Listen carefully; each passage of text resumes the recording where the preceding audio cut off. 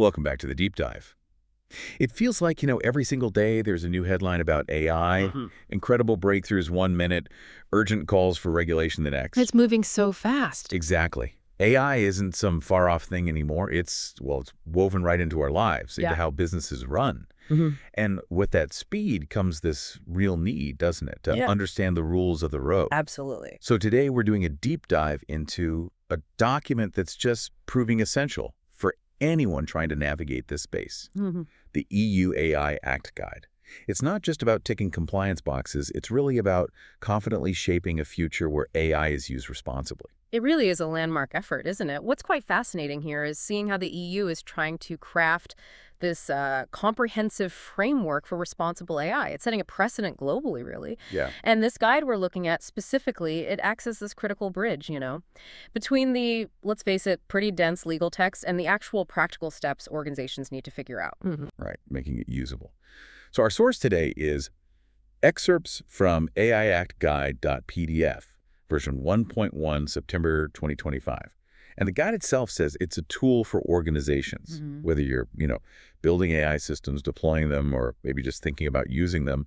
It's designed to give you clear insight into the core parts of the AI Act. Like a roadmap.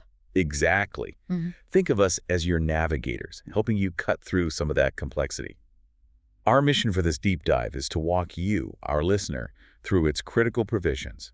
We'll go topic by topic, just like the guide does. Makes sense. Now, there is an important disclaimer in the guide we should mention up front. It says you can't derive legal rights directly from the guide's content. Right. The official legal text of the AI Act itself, that always takes precedence. That's standard but important. Definitely. Plus, it's a living document. They're actually asking for feedback, and updates are available online. They also link out to the latest guidelines from the European Commission. So it's dynamic. Good to know. Always check the latest version. So let's unpack this a bit. High level first. What exactly is the AI Act? Well, in essence, it's this really extensive legal document for the entire EU. It sets out comprehensive rules for how AI should be developed and used responsibly. By everyone, businesses, government. Yeah, businesses, government, other organizations. Its core aim, and this is really crucial, is protecting the safety, health, and fundamental rights of people, individuals. Okay. And the benefit for organizations, the upside, is getting some certainty. If you follow the regulation, you can be confident the AI you're using is responsible. It lets you, leverage the benefits without taking on undue risks. Right. And what about the timeline? I heard it's a phased thing, which sounds like planning needs to start, yesterday. Yes, that phased approach is absolutely key.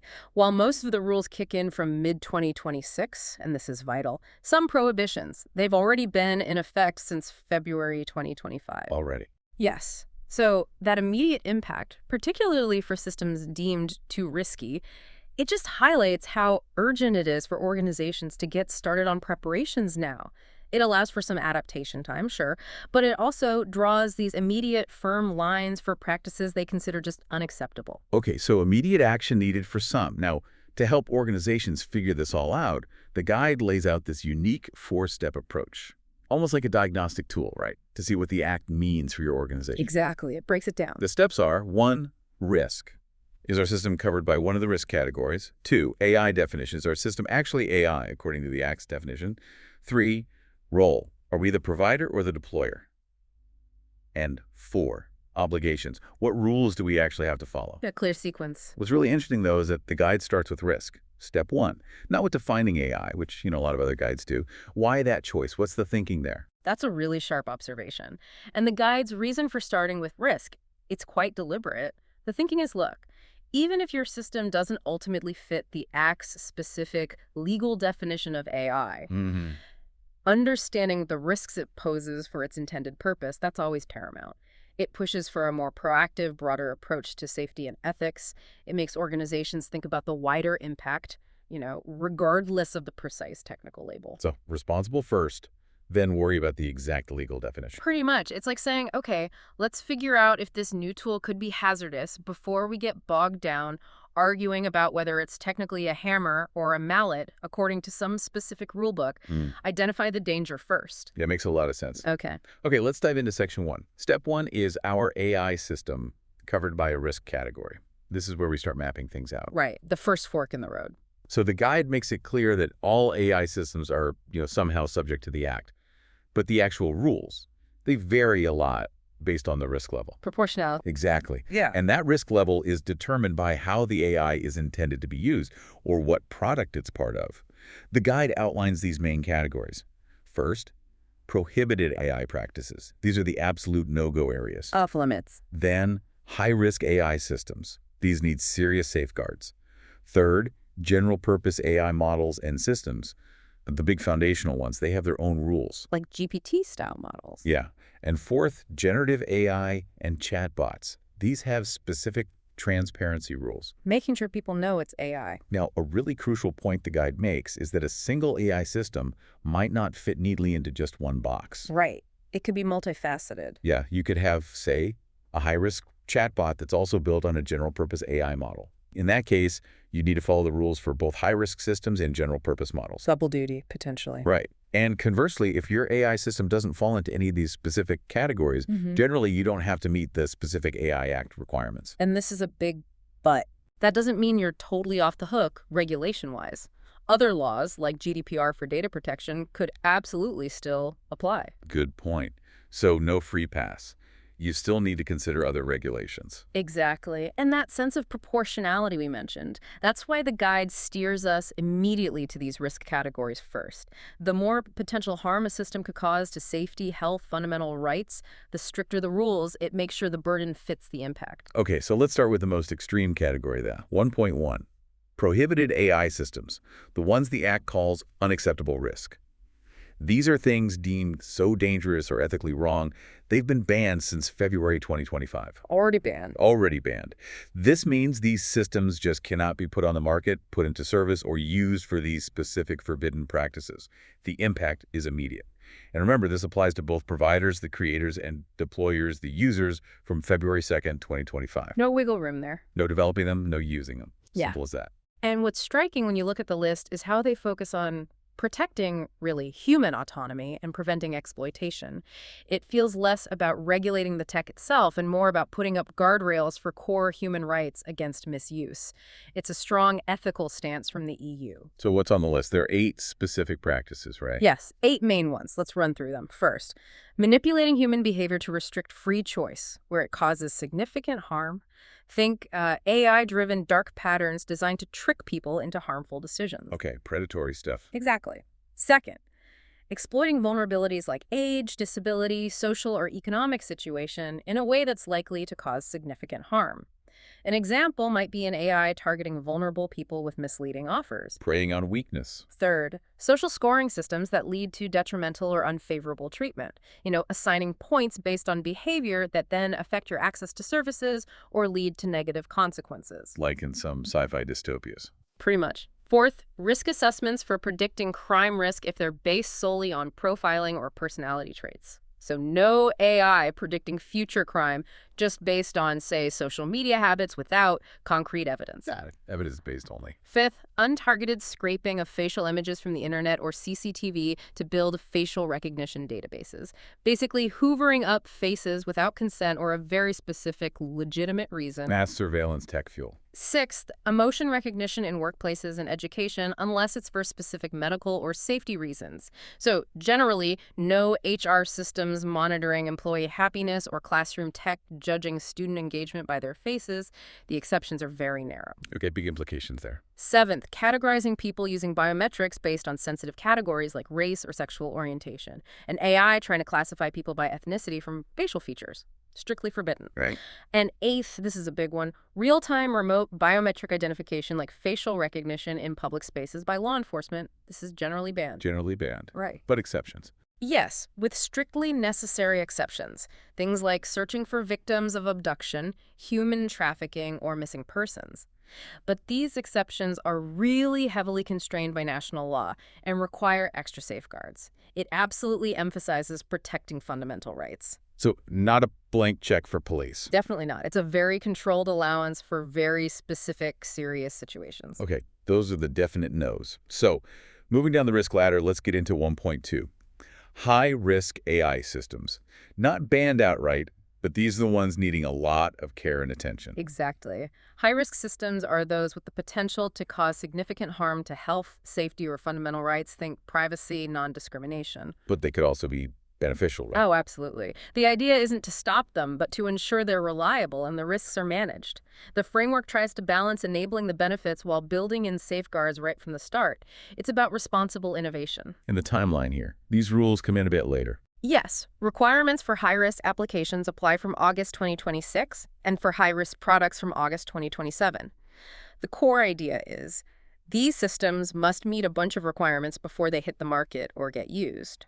So providers have to build compliance in. Providers, yes, they ensure compliance during development, but also the organizations using the AI under their own authority, the deployers, they also have obligations to manage the risks that arise from their specific use. Okay, shared responsibility then. The guide splits high-risk AI into two types, doesn't it? It does. First, there's AI that's part of existing regulated products. Think of AI as a safety component in something already covered by safety laws, or if the product itself is an AI system governed by those laws. How do you know if that applies? The key criterion is whether those existing product regulations already demand a third-party approval, what they call a conformity assessment, before the product can be sold. If yes, an AI is a safety part, or the product is AI, then it's automatically high risk under the AI Act. And this covers a lot of ground. Oh, yes. The guide lists things like medical devices, lifts, toys, machinery, personal protective equipment, a whole range of industrial and consumer goods. Plus, it mentions others like civil aviation security, motor vehicles, where specifics will be clarified later. Okay, so that's one type. What's the other? The other type is based on high-risk application areas. Here, it's not about the product itself, but about the intended use the provider has specified. The provider's intention is key. It is. It has to be explicitly stated. Hmm. But, and this is that crucial point we flagged earlier. The deployer becoming the provider. Exactly. This often catches organizations out. Even if the provider didn't intend the AI for a high-risk use, if a deployer takes, say, a general-purpose AI and uses it for one of these high-risk applications, bam, the deployer becomes the provider in the eyes of the Act. So they inherit all the compliance headaches. They inherit the full compliance burden. Risk management systems, conformity assessments, the works. Imagine, like you said, a small HR firm using a standard chatbot, maybe thinking it's low risk. But if they use its output to make critical hiring decisions, that's high-risk employment use.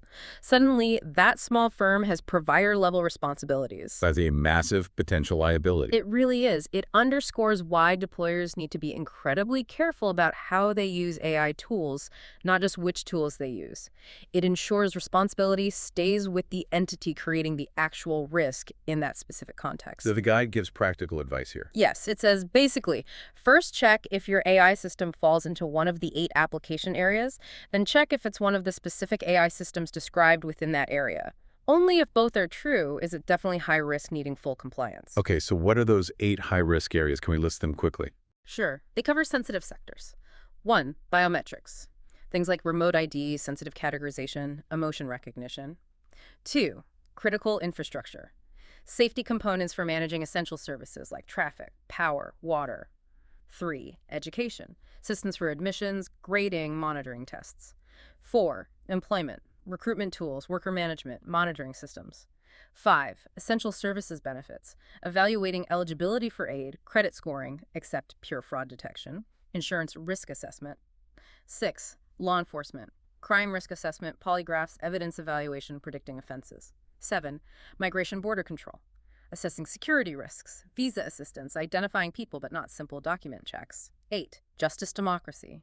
Assisting judges, influencing elections, but not basic campaign logistics tools. That's a broad sweep. But even within these, there are exceptions. Yes, exceptions to high-risk application areas. Some systems might technically fall into one of these areas, but are not considered high risk if there's genuinely no significant risk to health, safety, or fundamental rights. Like what kind of systems? Things like AI performing a very narrow procedural task, or maybe improving a task already done by a human, or detecting decision patterns without actually replacing human judgment. Purely preparatory tasks might also be exempt. Right, there's the catch. A big one. This exception doesn't apply if the AI system is used for profiling people. And if you do claim an exception for a non-profiling system, you have to document it and register the system in the EU database anyway. So paperwork even for the exceptions. Right. And the Commission is expected to provide more examples to clarify these lines. It shows they recognize nuances in risk, but the burden of proof is on the organization claiming the exception. Okay, that covers high risk. Now, moving on from those specific applications, let's talk about the foundations. 1.3. General Purpose AI Models and Systems, GPAI. The big building blocks. Exactly. Think of the large models, like language models, that can do many different things and be integrated into lots of different AI systems. So the model itself has rules. Yes. Because they're so broadly useful, they can easily end up in high-risk applications. So, due to their potential for wide impact, the models themselves have specific requirements starting from August 2025. And a general-purpose AI system is just an AI system built on one of these models, also capable of multiple uses. That's interesting, focusing on the model, not just the final product. It is. It recognizes that the fundamental risk or potential often lies in these highly adaptable base models. It's regulating closer to the source, especially for things like large language models that can be used for almost anything. Right. Next category, 1.4. Generative AI and chatbots. Yeah. The ones many of us are interacting with daily. What's the focus here? Transparency, that's the main theme. Making sure people know it's AI. Exactly. The goal is simple but crucial. Individuals need to know when they're talking to an AI or when content, audio, images, video, text has been artificially generated or manipulated. And this covers both generative AI and chatbots. Yes, systems that generate content and systems designed for interaction. These obligations start from August 2026. It raises that question, though, doesn't it? How do you make it transparent without, completely ruining the user experience? It's definitely a delicate balance, especially as the AI gets more sophisticated, but the Act prioritizes the user's right to know, arguing it's fundamental for trust. Okay. And finally, for this first step, a quick mention of 1.5. Other AI systems that don't fit the previous categories. Generally, these don't have specific AI Act requirements imposed on them. But here comes that warning again. You know it. If you, as a deployer, take one of these other category AI systems and use it for a high-risk application. It automatically becomes high risk and you get the provider obligations. Precisely. It's that safety net clause. Yeah. It prevents sneaking risky applications through by using general tools.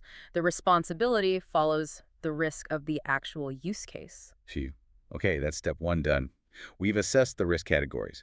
Now we know if our system might be prohibited, high risk, GPAI, or generative. So let's move to section 2. Step 2 is our system AI classified according to the AI Act. Right. After figuring out the potential danger level, now we asked, does the law actually call this thing AI? And like we said, the guide intentionally puts risk first. But now we need the definition. What does the Act actually say AI is? Okay, the precise definition is in Article 3.1. It says, an AI system means a machine-based system that is designed to operate with varying levels of autonomy, and that may exhibit adaptiveness after deployment, and that, for explicit or implicit objectives, infers, from the input it receives, how to generate outputs such as predictions, content, recommendations, or decisions that can influence physical or virtual environments. That's a mouthful. It is. But what's really noteworthy is how broad it is. It's not just about modern machine learning. It captures systems that can infer things and influence environments, physical or virtual. So infer and influence are key. Very key. The breadth is intentional, trying to make it future-proof as tech evolves, and capacity to infer definitely covers the complex pattern finding in modern machine learning, like deep learning. Let's break that definition down a bit. What are the core elements? Okay, 3 main things. First, autonomy. It mentions varying levels. Yes. Even very limited autonomy counts. If a system needs a human for every single action, it's probably out. But if the machine makes some choices or takes some actions independently, it likely qualifies. Some independence. Second, adaptiveness. It may exhibit adaptiveness after deployment. This isn't make or break, but if a system learns and changes its behavior over time based on new data, that strongly suggests it's AI. Learning on the job. And third, capacity to infer. The ability to infer how to generate output on the basis of input. This covers both generating outputs during use and the process of figuring out the model or algorithms during training. Okay, so what kind of systems are typically covered then? Well, certainly systems using machine learning, supervised, unsupervised, reinforcement, deep learning. Think recommendation engines, self-driving tech, image recognition. The usual suspects. But also, and this is important, it includes older, more symbolic AI approaches. Things using knowledge bases, logic programming, expert systems, symbolic reasoning. So it's not just neural networks, it's a wider net. Exactly. It reflects a comprehensive view of intelligent machine behavior, ensuring it covers a broad spectrum of AI tech, old and new. And what's definitely not covered. Systems based only on fixed rules laid down by humans where the rules don't change, like a simple if this, then that script. and systems needing full human intervention for everything, lacking even minimal autonomy. If a human pushes all the buttons, it's probably not AI under the Act. Pretty much. And for more detail, the Commission has guidelines available online. The guide mentions on the nummersplane.nl. Good resource. But importantly, looping back to step one, even if your system isn't technically AI by this definition, Right. if it falls into one of those risk categories we discussed earlier, Then you should still absolutely discuss the risks internally, think about mitigating them. You might even use the AI Act requirements as a kind of best practice guide, even if not legally mandated by the Act itself. and remember, other laws might still apply. Okay, we know the risk category, step one. We know if it's AI, step two. Now, section three. Step three, are we the provider or deployer of the AI system? Time to figure out our role in the picture. This is crucial because your obligations depend heavily on which hat you're wearing. So the Act defines two main roles. Yes.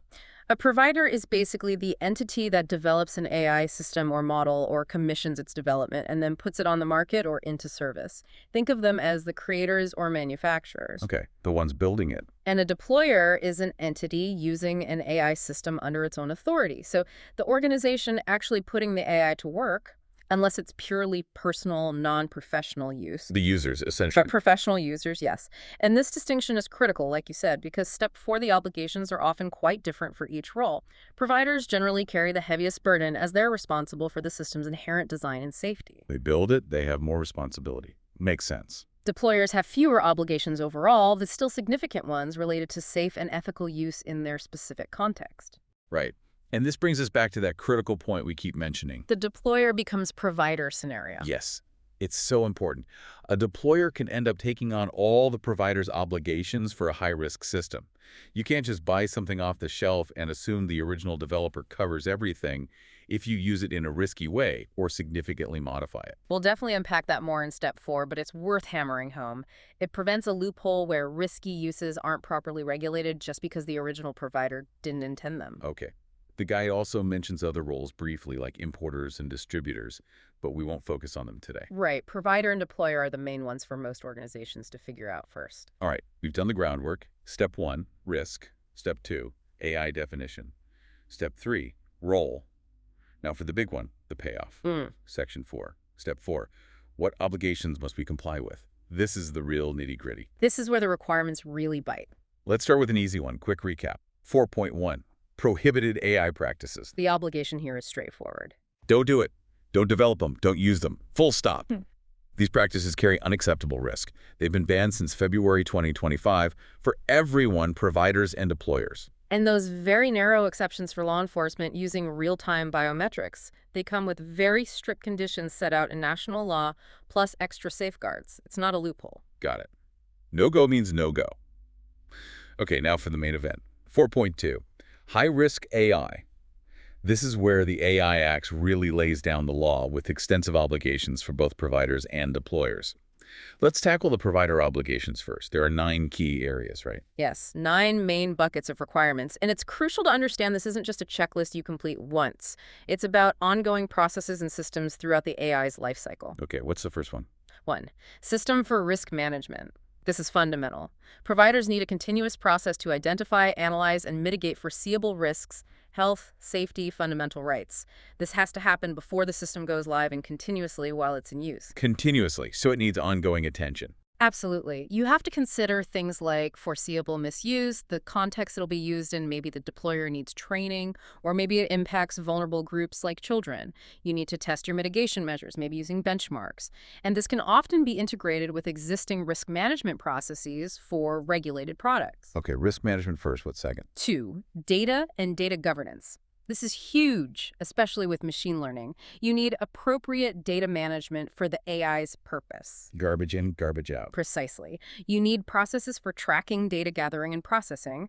You need to record assumptions made about data sets, assess data availability, quantity, suitability, and critically, assess and tackle possible biases. How do you tackle bias? Measures for tracing, preventing, mitigating bias, addressing shortcomings in data that prevent compliance. Ensuring data sets are sufficiently representative as error-free as possible, considering the context, geographical, social. Interestingly, the Act allows processing sensitive personal data under strict GDPR conditions, specifically if it's necessary to monitor and correct bias. Using sensitive data to fight bias.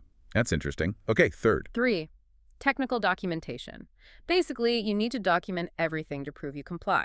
This includes a general description, purpose, provider info, instructions, a detailed description of the system, how it's built, design choices, datasets, risk management, info on monitoring and control, accuracy, human oversight, standards used, and the EU Conformity Declaration, the CE mark stuff. Sounds like a lot of paperwork. It can be, but the Commission is supposed to issue a simplified form for SMEs, small and medium enterprises, to ease the burden somewhat. Good. Fourth obligation. 4. Record keeping, logs. High-risk systems need to automatically create logs that are kept throughout their life cycle Why logs? for tracing risks and monitoring issues after the fact. They need to be kept for at least 6 months and record things like when the system was used, input data, control inputs, and who was involved in verifying results, if applicable. Audit trails, essentially. Fifth. 5. Transparency and information. Providers have to give deployers enough information to understand how to use the system correctly and safely. This means clear instructions for use, contact details, the system's purpose, its characteristics, capacities, limitations, and, crucially, the human oversight measures needed. So the deployer isn't flying blind with the black box. Exactly. 6th is 6. Human oversight. Systems must be designed so that real people can effectively oversee them while they're running. How much oversight? It depends on the risk. Higher risk demands stricter oversight. Measures can be technical, like a clear user interface, or procedural, like mandatory training for the humans involved. The humans need to be able to understand the system, monitor it, be aware of automation bias, interpret or ignore the output correctly, and, crucially, be able to stop the system if needed. Giving humans the final say and the kill switch. 7th. 7. Accuracy, robustness, and cybersecurity. The system needs an appropriate level of all three. Benchmarks are expected to be developed. Measures include preventing human-AI interaction errors, having fallback plans, security against defects, mitigating negative feedback loops, and strong cybersecurity against attacks, things like unauthorized access, data poisoning, model tampering. Building resilient and secure systems. 8th. 8. Quality management system. Providers need a documented system to ensure ongoing compliance with the AI Act. The scope depends on the organization's size, but it covers things like the compliance strategy, design and development procedures, QA, data management, risk management, monitoring, incident reporting, documentation control. A formal process for staying compliant. Yeah. And the 9th one. 9. Monitoring. This is post-market. Providers have to monitor their systems after they're deployed, using data from actual use to make sure they stay compliant. If they find non-compliance, they need to take immediate corrective action, potentially even recalling the system. They have to cooperate with deployers and inform the authorities. Serious incidents must be reported. Wow. Okay, that's a comprehensive list for providers. Yeah. What about assessment? Right. After meeting all these obligations, providers must conduct a conformity assessment. This can sometimes be self-assessed, sometimes requires a third-party notified body. More details on this are expected. And other bits for providers. Yes, registration in the EU database for high-risk AI systems, making sure their contact details are registered with the system, and keeping all that documentation, technical docs, quality system records, conformity assessment for 10 years after the system is placed on the market or put into service. 10 years. Okay. Now let's switch hats. What about the deployer obligations for high-risk AI systems? They're using this system, so they have responsibilities too, right? Absolutely. It's not just on the provider. Deployers control the actual use and the risks in that specific context. They are the front line ensuring the safeguards work in practice. So what do deployers need to do? There are about 11 key things listed. 1. Use the system according to the provider's instructions, taking appropriate technical and organizational measures. 2. Assign human oversight to people who actually have the competence, training, and authority to do it properly. 3. Ensure input data they control is relevant and representative, where possible. 4. Monitor the system's operation based on the instructions. 5. If they suspect noncompliance, inform the provider and stop using the system. 6. Inform the provider and authorities about potential risks and any serious incidents. 7. Keep logs under their control for at least 6 months. 8. Inform worker representatives if the system is used in the workplace. 9. Inform people if decisions are made about them using the system. 10. If using emotion recognition or biometric categorization were permitted, inform the people exposed. 11. Basically operationalize the safeguards, make sure the theoretical protections work on the ground. So follow instructions, monitor, keep logs, inform people, and stop if something looks wrong. That seems reasonable. It focuses on responsible operation. And there are extra obligations for government bodies using high-risk AI, and some private ones too. Yes, specific obligations for government organizations as deployers, and also for private entities providing public services, or using AI for creditworthiness or life health insurance risk assessment. What extra steps do they need to take? On top of the standard deployer duties, they must register their use of the high-risk system in the EU database, and this is a big one. Conduct a fundamental rights impact assessment, FRIA. AFRIA, what does that involve? They have to specifically assess the potential consequences for fundamental rights, considering the context of use, how long it'll be used, the processes involved, the impact on different groups.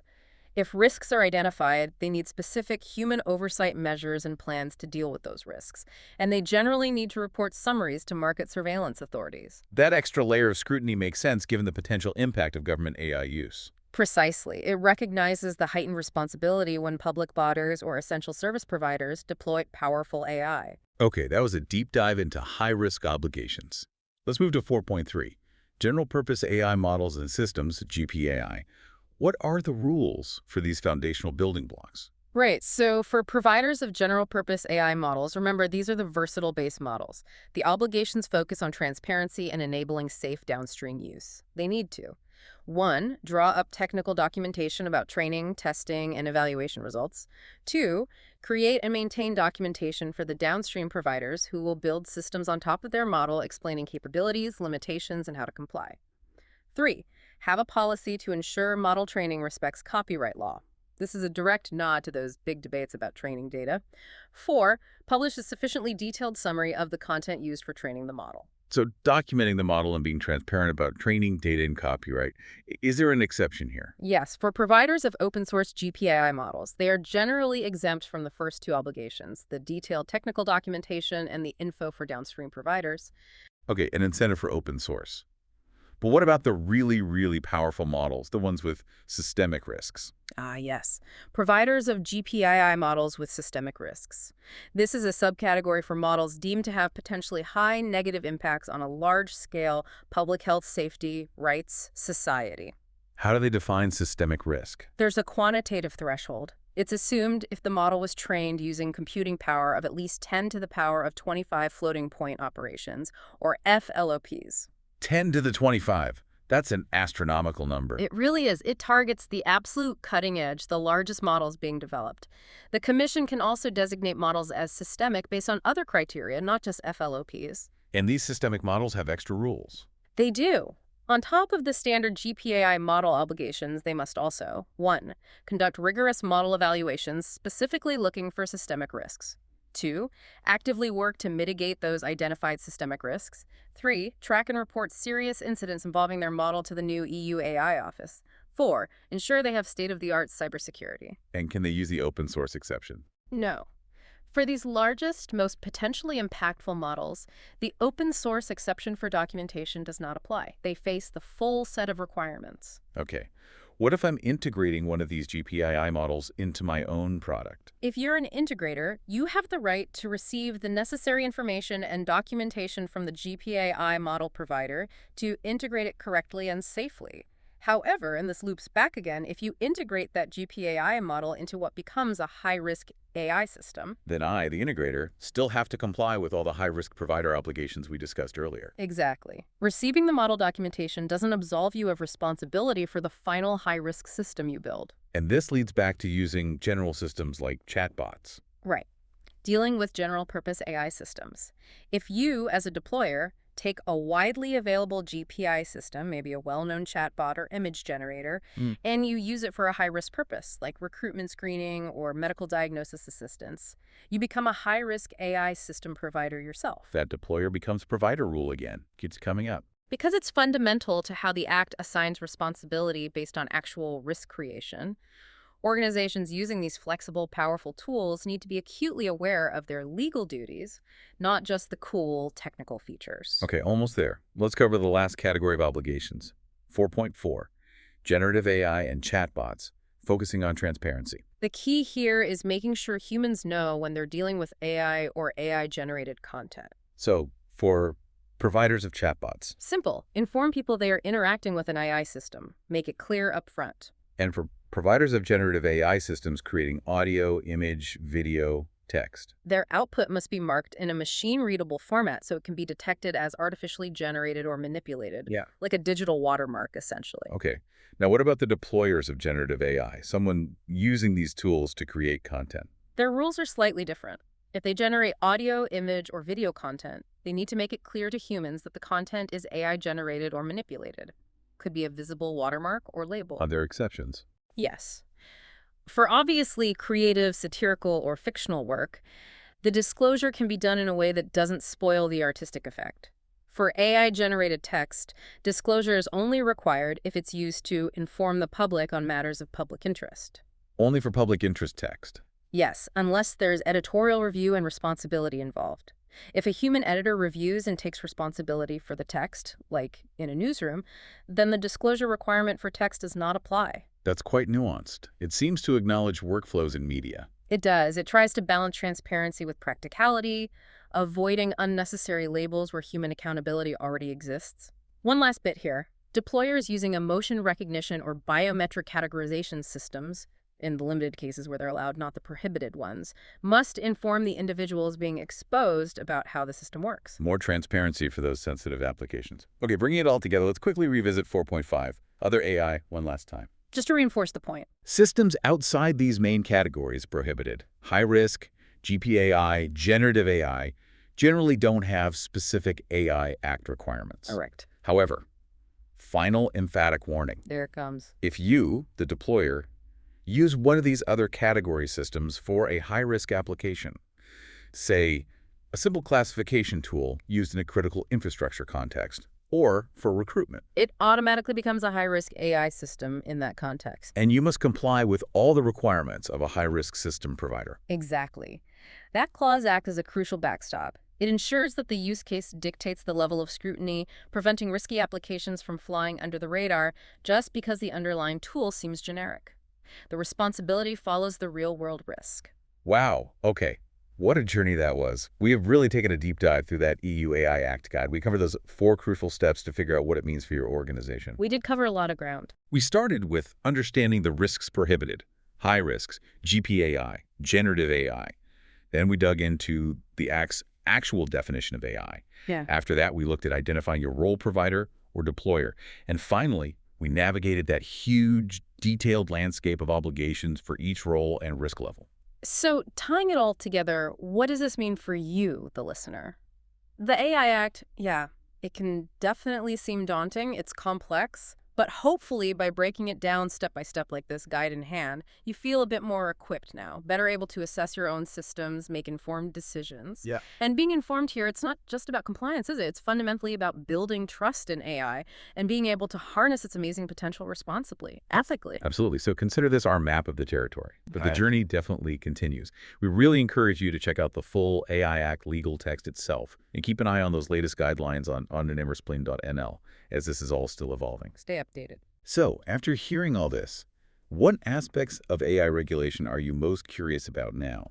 Does this focus on deployer responsibility, especially for GPAI, seem like it might stifle innovation? Or is it a necessary safeguard? It makes you think, doesn't it? It really does. That burden on deployers is a significant point, a real tension in the Act. But if we zoom out, connect this to the bigger picture, the EU AI Act, it feels like more than just a rule book. It's almost an ethical statement. It's implicitly asking all of us, isn't it? What kind of AI future do we actually want to build? And what responsibilities truly come with wielding that kind of transformative power? A profound question indeed, and one we all need to keep wrestling with as AI becomes, well, part of everything. Thank you for joining us on this deep dive.